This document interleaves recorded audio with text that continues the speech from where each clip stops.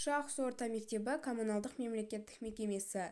Тақырыбы үздік экологиялық бастама бағыты. Біздің бұл жердегі нақты мақсатымыз оқушыларға қазіргі таңдағы ең басты проблемамыз экологиялық проблемаларды түсіндіріп айту. Біз экологияны таза ұстау үшін міндеттіміз. Экология бұл бізді қоршаған орта. Сол үшін де біз жақында ғана ластанып, тастанып кеткен заттардың барлығын жинап, олардан әдемі өзімізге керек пайдалы нәрселерді, өнерлерді жасап шыққан болатынбыз. Біз экологияны таза ұстауға міндеттіміз. Мен Кіші Ақсу орта мектебі коммуналдық мемлекеттік мекемесінің 7-ші сынып оқушысы Саматжан Самир. Тақырыбы экологиялық бастама бағыты. Мен Кіші Ақсу орта мектебінің коммуналдық мемлекеттік мекемесінің 7-ші сынып оқушысы Михайлова Руфина. Біздің басты мақсатымыз тастанып, ластанып кеткен заттардан пайдалы нәрселерді жасау.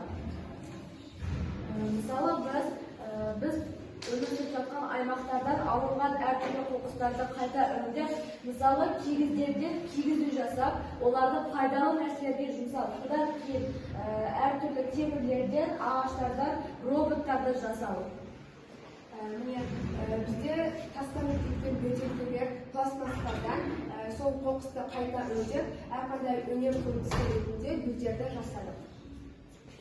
Өзіміздің үйдегі тасталып кеткен газет журналдардан міне әдемі гүлдерді салатын пайдалы нәрсеге жұмыс істейтін құмыраны жасады.